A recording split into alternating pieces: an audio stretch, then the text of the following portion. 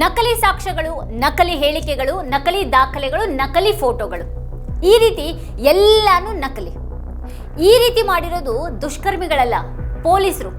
ಅದರಲ್ಲೂ ದೇಶದ ರಾಜಧಾನಿಯ ಪೊಲೀಸರು. 2020ರ ದೆಹಲಿ ಗಲಭೆಗಳಲ್ಲಿ ನ್ಯಾಯಾಲಯಗಳು ಪದೇ ಪದೇ ಸುಳ್ಳು ಸಾಕ್ಷ್ಯಗಳನ್ನು ಕಂಡಾಗ ದೆಹಲಿ ಪೊಲೀಸರು ತನಿಖೆ ಹೆಸರಿನಲ್ಲಿ ನಿಜವಾಗಿ ಮಾಡಿದ್ದೇನು? ದೆಹಲಿ ಪೊಲೀಸರಿಗೆ ಸುಳ್ಳು ಸಾಕ್ಷ್ಯಗಳನ್ನು ಸೃಷ್ಟಿ ಮಾಡೋದಕ್ಕೆ ಮತ್ತೆ ತಮಗೆ ಬೇಕಾದ ಹಾಗೆ ಹೇಳಿ ದೂರನ್ನ ಬರೆಸೋದಕ್ಕೆ ಒಪ್ಪಿಗೆಯನ್ನು ಕೊಟ್ಟವ್ರು ಯಾರು? ಕೃತಕ ಸಾಕ್ಷ್ಯಗಳು ಮತ್ತೆ ಸುಳ್ಳು ಹೇಳಿಕೆಗಳ ಮೂಲಕನೇ ಚಾರ್ಜ್ ಶೀಟ್ ರೆಡಿ ಆದ್ರೆ ಅದು ನ್ಯಾಯದ ಅತಿ ದೊಡ್ಡ ಅಣಕ ಅಲ್ವಾ? ಈ ರೀತಿ ದೋಷಪೂರಿತ ತನಿಖೆಗಳಿಗೆ ಕಾರಣರಾದವರಿಗೆ ಶಿಕ್ಷೆ ಇಲ್ಲದೆ ಇದ್ರೆ ಅಮಾಯಕರಿಗೆ ಯಾಕೆ ಅನ್ಯಾಯವನ್ನು ಮಾಡಲಾಗ್ತಾ ಇದೆ? ನ್ಯಾಯಾಲಯಗಳೇ ಈ ಪ್ರಕರಣಗಳನ್ನ ಕಟ್ಟು ಕಥೆ ಅಂತ ಹೇಳಿದಾಗ ಹೊಣೆಗಾರಿಕೆಯ ಬಗ್ಗೆ ಮಾತ್ರ ಯಾಕೆ ಮೌನ? ದೇಶದ ರಾಜಧಾನಿಯಲ್ಲೇ ನಡೆದಂತ ಹತ್ಯಾಕಾಂಡ ಒಂದ್ರ ಬಗ್ಗೆ ಅಲ್ಲಿನ ಪೊಲೀಸರು ಇಷ್ಟೊಂದು ಪಕ್ಷಪಾತಿಯಾಗಿ ಅನ್ಯಾಯದಿಂದ ವರ್ತಿಸ್ತಾರೆ ಅಂತ ಅಂದ್ರೆ ಇದೆಂಥ ಪರಿಸ್ಥಿತಿ ನಿರ್ಮಾಣ ಆಗಿದೆ ಇಲ್ಲಿ. ದೆಹಲಿ ಹಿಂಸಾಚಾರದ ಹೆಸರಿನಲ್ಲಿ ಹಲವರು 5 ವರ್ಷಗಳಿಂದನೂ ಜೈಲಿನಲ್ಲೇ ಕೊಳಿತಾ ಇರುವಾಗ ದೆಹಲಿ ಪೊಲೀಸರ ಕಾರ್ಯವೈಖರಿ ಕುರಿತ ಈ ಪ್ರಶ್ನೆಗಳನ್ನು ಇವತ್ತಿನ ವಿಡಿಯೋದಲ್ಲಿ ನಾವು ಚರ್ಚೆ ಮಾಡೋಣ. ಆದರೆ ಅದಕ್ಕೂ ಮುನ್ನ ನೀವಿನ್ನೂ ನಮ್ಮ ವಾರ್ತಾ ಭಾರತಿ ಚಾನಲ್ ಅನ್ನು ಸಬ್ಸ್ಕ್ರೈಬ್ ಮಾಡಿಲ್ಲ ಅನ್ನೋದಾದ್ರೆ ಈ ಕೂಡಲೇ ವಿಡಿಯೋದ ಕೆಳಗೆ ಕಾಣ್ತಾ ಇರುವಂತಹ ಸಬ್ಸ್ಕ್ರೈಬ್ ಬಟನ್ ಹಾಗೆ ಪಕ್ಕದಲ್ಲೇ ಇರುವಂತಹ ಬೆಲ್ ಐಕಾನ್ ಪ್ರೆಸ್ ಮಾಡಿ ನಮ್ಮನ್ನು ಪ್ರೋತ್ಸಾಹಿಸಿ. ಈ ವಿಡಿಯೋವನ್ನು ಕೊನೆವರೆಗೂ ನೋಡಿ. ಹಾಗೆ ಈ ಕುರಿತಾಗಿ ನಿಮ್ಗೇನು ಅಭಿಪ್ರಾಯ ಇದೆ ಅದನ್ನು ಈ ವಿಡಿಯೋದ ಕೆಳಗಡೆ ಕಮೆಂಟ್ ಮಾಡಿ ನಮಗೆ ತಿಳಿಸಿ. ಹಾಗೆ ಈ ವಿಡಿಯೋದ ಲಿಂಕ್ ಅನ್ನು ನಿಮ್ಮೆಲ್ಲ ಬಂಧು ಮಿತ್ರರಿಗೆ ವಾಟ್ಸ್ಆಪ್ ಮಾಡಿ. ಈಗಿನ ವಿಷಯಕ್ಕೆ ಬರೋಣ. 2020ರ ದೆಹಲಿ ಗಲಭೆಗೆ ಸಂಬಂಧಪಟ್ಟ ಹಾಗೆ ಪೊಲೀಸರು ಒದಗಿಸಿದಂತ ಹೇಳಿಕೆಗಳು ಮತ್ತೆ ಪುರಾವೆಗಳು ನಕಲಿ ಮತ್ತೆ ಕಟ್ಟು ಕತೆಗಳಾಗಿವೆ ಅನ್ನೋದು ಈಗ ಚರ್ಚೆ ಆಗ್ತಾ ಇದೆ. ದೆಹಲಿ ಪೊಲೀಸರು ದೆಹಲಿ ಗಲಭೆ ಪ್ರಕರಣದಲ್ಲಿ ಕಟ್ಟು ಕತೆಗಳನ್ನ ನ್ಯಾಯಾಲಯದ ಎದುರು ಮಂಡಿಸಿದ್ರು. ಖುಲಾಸೆಗೊಂಡಂತ 93 ವ್ಯಕ್ತಿಗಳಲ್ಲಿ 17 ಜನರ ಬಗ್ಗೆ ನ್ಯಾಯಾಲಯ ಈಗ ಪ್ರತಿಕ್ರಿಯೆ ನೀಡಿದೆ. ದೆಹಲಿ ಪೊಲೀಸರ ಮೇಲೆ ಈಗ ಗಂಭೀರ ಅನುಮಾನ ಎದ್ದಿದೆ. ಅವರು ಸಲ್ಲಿಸಿದಂತಹ ಪುರಾವೆಗಳು ನಿಜಾನ ಅಂತ ನಿರ್ಧಾರ ಮಾಡೋದಕ್ಕೆ ಪ್ರಕರಣಗಳನ್ನು ಈಗ ಪರಿಶೀಲಿಸಲಾಗುತ್ತೆ. ಹಾಗಾದ್ರೆ ರಾಜಧಾನಿ ದೆಹಲಿಯ ಪೊಲೀಸ್ ವ್ಯವಸ್ಥೆಯ ಬಗ್ಗೆ ಇದು ಏನನ್ನ ಹೇಳುತ್ತೆ? ಈ ರೀತಿ ಕಟ್ಟು ಕಥೆಗಳನ್ನೇ ಸತ್ಯ ಅಂತ ಸಲ್ಲಿಸುವಂತ ಧೈರ್ಯ ಅವ್ರಿಗೆ ಎಲ್ಲಿಂದ ಬಂತು? ಇದ್ರ ಹಿಂದೆ ರಾಜಕೀಯ ಬೆಂಬಲ ಇದೆಯಾ? ರಾಜಕೀಯ ಬೆಂಬಲ ಅಥವಾ ಒತ್ತಡ ಇಲ್ಲದೇನೆ ರಾಜಧಾನಿಯ ಪೊಲೀಸರು ಇಂತಹ ಕಟ್ಟು ಕಥೆಗಳನ್ನು ಕಟ್ಟೋದಿಕ್ಕೆ ಏನಾದರೂ ಸಾಧ್ಯ ಇದೆಯಾ? ಪೂರ್ವ ಪೊಲೀಸ್ ಮತ್ತೆ ಈಶಾನ್ಯ ದೆಹಲಿ ಪ್ರದೇಶಗಳಲ್ಲಿ ವ್ಯಾಪಿಸಿದಂತಹ ಆಗಿನ ಗಲಭೆಯಲ್ಲಿ 53 ಜನ ಪ್ರಾಣವನ್ನ ಕಳೆದುಕೊಂಡ್ರು, ಹಾಗೆ 700 ಜನರು ಗಾಯಗೊಂಡ್ರು. ಆಗ ಮೋದಿ ಸರ್ಕಾರದ ಪೌರತ್ವ ತಿದ್ದುಪಡಿ ಕಾಯ್ದೆ ವಿರುದ್ಧ ಚಳುವಳಿ ನಡೀತಾ ಇತ್ತು. ಆ ಚಳುವಳಿಯನ್ನ ನಿಲ್ಲಿಸೋದಿಕ್ಕೆ ಹಿಂಸಾತ್ಮಕ ಪ್ರತಿಭಟನೆಗಳು ನಡೆದು ಅದು ಕೊನೆಗೆ ದೊಡ್ಡ ಹತ್ಯಾಕಾಂಡ ಒಂದು ಕಾರಣ ಆಯಿತು. ಪೊಲೀಸರು ಈ ಪ್ರಕರಣದ ತನಿಖೆಯನ್ನ ಪ್ರಾರಂಭ ಮಾಡಿದಾಗಿನಿಂದ ಏನು ಮಾಡಿದ್ರು? ಇಂಡಿಯನ್ ಎಕ್ಸ್‌ಪ್ರೆಸ್ ಪತ್ರಿಕೆಯ ವಿನೀತ್ ಭಲ್ಲಾ ಮತ್ತೆ ನಿರ್ಭಯ್ ಠಾಕೂರ್ ಅವರ ವರದಿಯ ಪ್ರಕಾರ ಪ್ರಕರಣಗಳಲ್ಲಿನ 93 ವಾದಗಳ ಪೈಕಿ 17ರಲ್ಲಿ ನ್ಯಾಯಾಲಯಗಳು ಪೊಲೀಸರ ನಕಲಿ ಸಾಕ್ಷ್ಯವನ್ನ ಕಂಡಿವೆ. ಇವೆಲ್ಲಾನು ಪೊಲೀಸರ ನಿರ್ದೇಶನದ ಮೇರೆಗೆ ರಚನೆಯಾಗಿರೋದಾಗಿ ನ್ಯಾಯಾಲಯನೇ ಹೇಳುತ್ತೆ. ಇದರಲ್ಲಿ ಉಲ್ಲೇಖ ಮಾಡಲಾದಂಥ ಪ್ರತ್ಯಕ್ಷದರ್ಶಿಗಳು ಸಹ ನಕಲಿಗಳೇ. ಸಲ್ಲಿಸಿದವೆಲ್ಲವೂ ಕೂಡ ಕಲ್ಪಿತ ಸಾಕ್ಷಿಗಳು, ಅಂದ್ರೆ ನಕಲಿ ದಾಖಲೆಗಳು. ಸಾಕ್ಷಿ ಹೇಳಿಕೆಗಳನ್ನು ಈ ಪ್ರಕರಣದಲ್ಲಿ ತನಿಖಾಧಿಕಾರಿ ತಮಗೆ ಹೇಗೆ ಬೇಕೋ ಹಾಗೆ ಮಸಾಲೆಯನ್ನ ಸೇರಿಸಿ ಸಿದ್ಧಪಡಿಸಿರೋದು ಬಯಲಾಗಿರೋದಾಗಿ ಈ ಒಂದು ವರದಿ ಹೇಳಿದೆ. ಆರೋಪಿಯನ್ನ ಸ್ಥಳದಲ್ಲಿ ನೋಡಿದ್ದೀನಿ ಅಂತ ಕಾನ್ಸ್ಟೇಬಲ್ ಸುಳ್ಳೇ ಹೇಳಿರೋದನ್ನ ಕೋರ್ಟ್ ಕಂಡುಕೊಂಡಿದೆ. ಕ್ರಾಸ್ ಎಕ್ಸಾಮಿನೇಷನ್ ಸಂದರ್ಭದಲ್ಲಿ ಆತ ಸತ್ಯ ಹೇಳ್ತಾ ಇಲ್ಲ ಅಂತ ಕೋರ್ಟ್ ಅನುಮಾನಿಸಿತು. ಪ್ರಕರಣಗಳಲ್ಲಿ ಇದುವರೆಗೆ ಖುಲಾಸೆಗೊಂಡಂತಹ ಪ್ರಕರಣಗಳಲ್ಲಿ ದೆಹಲಿ ನ್ಯಾಯಾಲಯಗಳು ಪೊಲೀಸ್ ತನಿಖೆಯಲ್ಲಿ ಗಂಭೀರ ಅಕ್ರಮಗಳನ್ನು ಎತ್ತಿ ತೋರಿಸಿವೆ. ಇಲ್ಲಿ ಪೊಲೀಸ್ ತನಿಖೆಯಲ್ಲಿ 90ಕ್ಕೂ ಹೆಚ್ಚು ಪ್ರಕರಣಗಳಲ್ಲಿ ಗಂಭೀರ ಅಕ್ರಮಗಳು ನಡೆದಿರೋದು ಕಂಡು ಬಂದಿದೆ. ಮತ್ತೆ 17 ಪ್ರಕರಣಗಳಲ್ಲಿ ಪೊಲೀಸರು ಸುಳ್ಳು ಹೇಳ್ತಾ ಇದ್ದಾರೆ, ಸುಳ್ಳು ದಾಖಲೆಗಳನ್ನು ಸಲ್ಲಿಸಿದ್ದಾರೆ ಅಂತ ಸ್ಪಷ್ಟವಾಗಿ ಕಂಡು ಬಂದಿದೆ. ಖಜೂರಿ ಖಾಸ್, ಗೋಕುಲ್ಪುರಿ, ಜ್ಯೋತಿನಗರ್, ಭಜನ್ಪುರ್ ಹಾಗೆ ಜಫ್ರಾಬಾದ್ ಮತ್ತೆ ನ್ಯೂ ಉಸ್ಮಾನ್ಪುರದಲ್ಲಿ ನಡೆದಂತಹ ಪ್ರಕರಣಗಳು ಈ 17ರಲ್ಲಿ ಸೇರ್ಕೊಂಡಿವೆ. ಇವೆಲ್ಲಾನು ಈಶಾನ್ಯ ದೆಹಲಿಯಲ್ಲಿವೆ. ಡಿಸೆಂಬರ್ 16, 2022ರಂದು ಜ್ಯೋತಿನಗರದಲ್ಲಿ ನ್ಯಾಯಾಲಯ ಮೊಹಮ್ಮದ್ ಅಸ್ಲಂ ಅನ್ನುವಂಥ ವ್ಯಕ್ತಿಯ ನಿಜವಾದ ಅಸ್ತಿತ್ವದ ಬಗ್ಗೆನೇ ಅನುಮಾನ ಮೂಡುತ್ತೆ. ಅವನು ಕಾಲ್ಪನಿಕ ವ್ಯಕ್ತಿಯಾಗಿರುವಂತಹ ಸಾಧ್ಯತೆಯನ್ನ ನಿರಾಕರಿಸಲಾಗದು ಅಂತ ಹೇಳಿದೆ.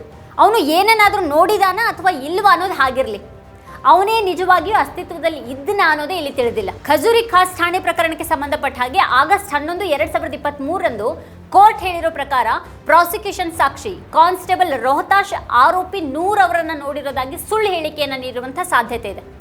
ನೂರ್ ಗಲಭೆಯನ್ನ ಪ್ರಚೋದಿಸ್ತಾ ಇರೋದನ್ನ ನೋಡಿದಾಗಿ ಕಾನ್ಸ್ಟೇಬಲ್ ರೋಹತಾಶ್ ಸುಳ್ಳು ಹೇಳಿಕೆಯನ್ನ ನೀಡಿದ್ದಾರೆ ಮತ್ತೆ ಅವರನ್ನ ಪ್ರಾಸಿಕ್ಯೂಷನ್ ಸಾಕ್ಷಿಯನ್ನಾಗಿ ಮಾಡಲಾಗಿದೆ ಅಂತ ಈ ಒಂದು ಆದೇಶ ಹೇಳುತ್ತೆ. ಆಗಸ್ಟ್ 24, 2023ರ ವಿಚಾರಣೆಯಲ್ಲಿ ದಯಾಳ್ಪುರ್ ಪೊಲೀಸ್ ಠಾಣೆ ಪ್ರಕರಣದಲ್ಲಿ ತನಿಖಾಧಿಕಾರಿ ಬಹುಶಃ ಸಮಯಕ್ಕೆ ಸಂಬಂಧಪಟ್ಟ ಹಾಗೆ ಕೃತಕ ಹೇಳಿಕೆಗಳನ್ನು ನೀಡ್ತಾ ಇದ್ರು ಅನ್ನೋದನ್ನ ಇಲ್ಲಿ ಕಂಡುಕೊಳ್ಳಲಾಗಿದೆ.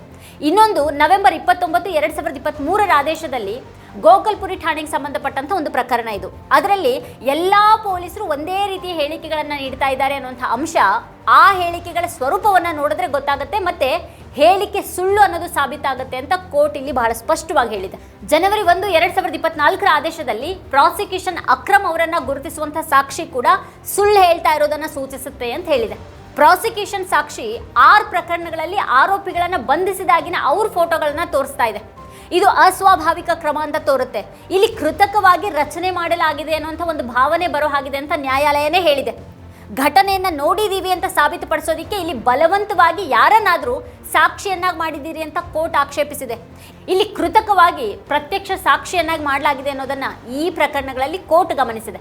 ಗೋಕುಲಪುರಿಯ ಮೇ 14, 2025 ಆದೇಶದಲ್ಲಿ ಕೃತಕವಾಗಿ ಪ್ರತ್ಯಕ್ಷ ಸಾಕ್ಷಿಗಳನ್ನ ಮಾಡಲಾಗಿದೆ ಅಂತ ಹೇಳಲಾಗಿದೆ. ಇವೆಲ್ಲನೂ ಬಹುತೇಕ ಒಂದೇ ರೀತಿಯ ಪ್ರಕರಣಗಳಾಗಿವೆ. ಆಗಸ್ಟ್ 25, 2025 ಆದೇಶ ನ್ಯೂ ಉಸ್ಮಾನ್ಪುರ್ ಪೊಲೀಸ್ ಠಾಣೆಯದಾಗಿದ್ದು ಆರೋಪಿಯ ಮೇಲೆ ಸುಳ್ಳು ಪ್ರಕರಣವನ್ನು ದಾಖಲಿಸಲಾಗಿದೆ ಮತ್ತೆ ಸಾಕ್ಷಿಯನ್ನ ನಂಬೋದಕ್ಕೆ ಸಾಧ್ಯ ಇಲ್ಲ ಅಂತ ಹೇಳಿದೆ. ಯಾರನ್ನಾದ್ರೂ ಸಿಲುಕಿಸಬೇಕಾಗಿರೋದ್ರಿಂದ ಮಾತ್ರನೇ ಪ್ರಕರಣವನ್ನ ಇಲ್ಲಿ ಹೆಣೆಯಲಾಗಿದೆ ಅಂತ ಅದರಲ್ಲಿ ಹೇಳಲಾಗಿದೆ. ಡಿಕ್ಟೇಷನ್ ಮೇಲೆ ಬಂದಂಥ ಇನ್ನೂ ಕೆಲವು ಆದೇಶಗಳಲ್ಲಿ ಸಾಕ್ಷಿಗಳಿಗೆ ಇದೇ ರೀತಿ ಹೇಳಬೇಕು ಅಂತ ಸೂಚಿಸಲಾಗಿರುವ ಬಗ್ಗೆಯೂ ಕೂಡ ಅಸಮಾಧಾನವನ್ನು ವ್ಯಕ್ತಪಡಿಸಲಾಗಿದೆ. ಡಿಸೆಂಬರ್ 9, 2022 ಜಾಫ್ರಾಬಾದ್ ಪ್ರಕರಣದಲ್ಲಿ ಪ್ರಾಸಿಕ್ಯೂಷನ್ ಸಾಕ್ಷಿಗಳು ಒಬ್ಬರು ಮತ್ತೆ ಇಬ್ಬರು ಮಾತ್ರನೇ ಪ್ರತ್ಯಕ್ಷ ಸಾಕ್ಷಿಗಳು. ದೂರಿನಲ್ಲಿರುವಂತಹ ವಿವರಗಳನ್ನು ಪೊಲೀಸರು ಹೇಳಿದ ಹಾಗೇನೆ ಬರೆದಿದ್ದಾಗಿ ಅವರು ಹೇಳಿದ್ದಾರೆ. ಅಂದ್ರೆ ಪೊಲೀಸರು ಇಲ್ಲಿ ಸಾಕ್ಷಿಗಳಾಗಿ ಕರೆತಂದಂತಹ ಜನರ ಹೆಸರಿನಲ್ಲಿ ತಾವೇ ಸಂಪೂರ್ಣ ಹೇಳಿಕೆಯನ್ನು ಬರೆದಿದ್ದಾರೆ. ಈ ಸಾಕ್ಷಿಗಳು ಜಾಫ್ರಾಬಾದ್ ಪ್ರಕರಣದಲ್ಲಿ ಪೊಲೀಸರು ಮತ್ತು ನ್ಯಾಯಾಲಯದ ಸಮ್ಮುಖದಲ್ಲಿನೇ ಒಪ್ಕೊಂಡಿದ್ದಾರೆ. ಅವರು ನಮ್ಮ ಮೇಲೆ ಒತ್ತಡವನ್ನು ಹೇರಿದ್ರು ಮತ್ತು ನಮ್ಮಿಂದ ಇದನ್ನೆಲ್ಲ ಬಲವಂತವಾಗಿ ಬರೆಸಲಾಯಿತು ಅಂತ ಅವ್ರು ಹೇಳಿದ್ದಾರೆ. ಪೊಲೀಸರು ತಮಗೆ ಬೇಕಾದ ಹಾಗೆ ಹೇಳಿ ಬರೆಸಿದ್ರು. ಕಡೆಗೆ ಅವೇ ಸಾಕ್ಷಿಗಳು ಪ್ರತಿಕೂಲ ಸಾಕ್ಷಿಗಳಾದರು. ಜೂನ್ 7, 2023 ಆದೇಶದಲ್ಲಿ ಸಾಕ್ಷಿಗಳ ಹೇಳಿಕೆ ಈ ಪ್ರಕರಣದ ಬಗ್ಗೆ ಅವರ ನಿಜವಾದ ತಿಳುವಳಿಕೆಯಿಂದ ನೀಡಿದ್ದಾಗಿರಲಿಲ್ಲ. ಬದಲಾಗಿ ಪೊಲೀಸರಿಗೆ ಬೇಕಾದ ಹಾಗೆ ಹೆಚ್ಚುವರಿ ಸಂಗತಿಗಳನ್ನು ಸೇರಿಸಿ ತನಿಖಾಧಿಕಾರಿ ಅದನ್ನು ಸಿದ್ಧಪಡಿಸಿದ್ದಾರೆ ಅಂತ ಹೇಳಲಾಗಿದೆ. ಪೊಲೀಸರು ಕೆಲವರನ್ನ ಸಾಕ್ಷಿಗಳನ್ನಾಗಿ ಮಾಡಿ ತಮಗೆ ಬೇಕಾದ ಹಾಗೆ ಹೇಳಿಕೆಗಳನ್ನು ನೀಡುವಂತೆ ಬಲವಂತ ಮಾಡಿದ್ದಾರೆ. ಪ್ರಕರಣಗಳು ಕಪೋಲ ಕಲ್ಪಿತ ದಾಖಲೆಗಳು, ನಕಲಿ ಸಾಕ್ಷ್ಯಗಳು ಮತ್ತೆ ಕಪೋಲ ಕಲ್ಪಿತ ಸಾಕ್ಷ್ಯಗಳನ್ನು ಒಳಗೊಂಡಿವೆ. ಸೆಪ್ಟೆಂಬರ್ 19, 2022 ಖಜೂರಿ ಖಾಸ್ನಲ್ಲಿ ನೀಡಲಾದಂತಹ ಆದೇಶ ತನಿಖಾಧಿಕಾರಿ ತನ್ನದೇ ಆದಂತಹ ಹೇಳಿಕೆಗಳಿಗೆ ವ್ಯತಿರಿಕ್ತ ಹೇಳಿಕೆಯನ್ನು ನೀಡಿದ್ದಾಗಿ ಹೇಳುತ್ತೆ. ಆಗಸ್ಟ್ 14, 2025 ಆದೇಶದಲ್ಲಿ ಸಾಕ್ಷ್ಯ ಹೇಳಿಕೆಗೆ ಸಂಬಂಧಪಟ್ಟ ಹಾಗೆ ಪ್ರಕರಣದ ಡೈರಿಯಲ್ಲಿ ಸಂಭವನೀಯ ತಿರುಚುವಿಕೆ ಇದೆ ಅಂತ ಹೇಳಲಾಗಿದೆ. ಅಂದ್ರೆ ಇದರ ಅರ್ಥ ಪೊಲೀಸರು ಪ್ರಕರಣದ ಡೈರಿಯನ್ನ ಚಾಕ್ಯಚಕ್ಯತೆಯಿಂದ ನಿರ್ವಹಿಸಿದ್ದಾರೆ. ಇನ್ನೂ ಹಲವು ಪ್ರಕರಣಗಳು ನ್ಯಾಯಾಲಯದ ಮುಂದಿವೆ. ಇಲ್ಲಿ ದೊಡ್ಡ ಪ್ರಶ್ನೆ ಅಂತ ಅಂದ್ರೆ ನ್ಯಾಯಾಲಯ ಈ ಪ್ರಕರಣಗಳನ್ನ ನಕಲಿ ದಾಖಲೆಗಳು, ನಕಲಿ ಸಾಕ್ಷ್ಯಗಳು ಮತ್ತೆ ನಕಲಿ ಸಾಕ್ಷಿಗಳು ಆಧರಿಸಿದೆ ಅಂತ ಪರಿಗಣಿಸಿದೆ. ಇಲ್ಲಿ ಅತ್ಯಂತ ಮುಖ್ಯವಾದ ವಿಷಯ ಅಂತ ಅಂದ್ರೆ ಇದೆಲ್ಲಾನು ದೆಹಲಿ ಪೊಲೀಸರಿಂದಾನೇ ಆಗಿದೆ. ದೇಶದ ರಾಜಧಾನಿಯಲ್ಲಿ ಇದೆಲ್ಲ ನಡೀತಾ ಇದೆ. ದೆಹಲಿ ಪೊಲೀಸರು ನೇರವಾಗಿ ಕೇಂದ್ರ ಸರ್ಕಾರದ ಗೃಹ ಸಚಿವ ಅಮಿತ್ ಶಾ ಅವರ ಅಡಿಯಲ್ಲಿ ಬರ್ತಾರೆ. ಈ ರೀತಿಯ ಆರೋಪಗಳನ್ನ ನ್ಯಾಯಾಲಯದಲ್ಲಿ ದೆಹಲಿ ಪೊಲೀಸರ ವಿರುದ್ಧ ನೇರವಾಗಿ ಹೊರಿಸಲಾಗಿದೆ. ಹಾಗಾದ್ರೆ ಇದು ಹಕ್ಕುಗಳ ಉಲ್ಲಂಘನೆಯ ಗಂಭೀರ ಪ್ರಕರಣ ಆಗಿದೆ. ಈಗ ದೆಹಲಿ ಪೊಲೀಸ್ ಅಧಿಕಾರಿಗಳನ್ನ ನ್ಯಾಯಾಲಯ ವಿಚಾರಣೆಗೆ ಒಳಪಡಿಸೋದು ಬೇಡವಾ? ಈ ಪೊಲೀಸ್ ಅಧಿಕಾರಿಗಳು ವಂಚನೆಯ ಮೂಲಕ ಸುಳ್ಳು ತನಿಖೆಯನ್ನ ನಡೆಸ್ತಾ ಇದ್ದಾರೆ, ಜನರನ್ನ ಬಲವಂತವಾಗಿ ಶಿಕ್ಷೆಗೊಳಪಡಿಸ್ತಾ ಇದ್ದಾರೆ ಅಂತ ಕೋರ್ಟ್ ಹೇಳ್ತಾ ಇದ್ರೆ ಪೊಲೀಸರ ವಿರುದ್ಧ ತನಿಖೆ ಎಲ್ಲಿದೆ? ಹಾಗಾದ್ರೆ ಈ ಪ್ರಕರಣಗಳ ತನಿಖೆಯನ್ನು ನಡೆಸ್ತಾ ಇದ್ದಂತಹ ಪೊಲೀಸ್ ಅಧಿಕಾರಿಗಳ ವಿರುದ್ಧ FIR ಅನ್ನು ದಾಖಲಿಸೋದಕ್ಕೆ ಆದೇಶ ನೀಡಬೇಕಲ್ವಾ? ಇದು ಮುಂದಿನ ಹೆಜ್ಜೆ ಆಗ್ಬೇಕಲ್ವಾ? 2020 ದೆಹಲಿ ಹತ್ಯಾಕಾಂಡದ ತನಿಖೆಯಲ್ಲಿ ಅಲ್ಲಿನ ಪೊಲೀಸರು ವ್ಯಾಪಕವಾಗಿ ಪಕ್ಷಪಾತಿ ನಿಲುವನ್ನು ತೋರಿಸಿದ್ದಾರೆ. ನಿಜವಾದ ಗಲಭೆಕೋರರನ್ನ ಬಚಾವ್ ಮಾಡೋದಕ್ಕೆ ಹಾಗೆ ಅಮಾಯಕರನ್ನ ಸಿಲುಕಿಸೋದಕ್ಕೆ ಅಲ್ಲಿ ಪ್ರಯತ್ನ ಪಟ್ಟಿದ್ದಾರೆ ಅಂತ ಈಗಾಗಲೇ ಕೆಲವು ಮಾಧ್ಯಮಗಳಲ್ಲಿ ವಿವರವಾಗಿ ವರದಿಯಾಗಿದೆ. ಆ ಗಲಭೆಯಲ್ಲಿ ಭಾಗಿಯಾದಂಥ ಬಿಜೆಪಿ ಕಾರ್ಯಕರ್ತರು, ಸ್ಥಳೀಯ ನಾಯಕರನ್ನ ದೆಹಲಿ ಪೊಲೀಸರು ರಕ್ಷಣೆ ಮಾಡಿದ್ರು ಅನ್ನೋದು ಕೂಡ ವರದಿಯಾಗಿತ್ತು. ಆ ಹತ್ಯಾಕಾಂಡಕ್ಕೂ ಮೊದಲು ಬಿಜೆಪಿ ನಾಯಕ ಎಲ್ಲರ ಎದುರಲ್ಲೇನೆ ಅತ್ಯಂತ ಪ್ರಚೋದನಕಾರಿಯಾಗಿ ಮಾತನಾಡುವಾಗ ಅಲ್ಲಿನ DCP ಅವ್ರ ಪಕ್ಕದಲ್ಲಿ ನಿಂತು ನಗ್ತಾ ಇರುವಂತಹ ವಿಡಿಯೋವನ್ನ ನೋಡಿ ಇಡೀ ಜಗತ್ತು ಬೆಚ್ಚಿ ಬಿದ್ದಿದೆ.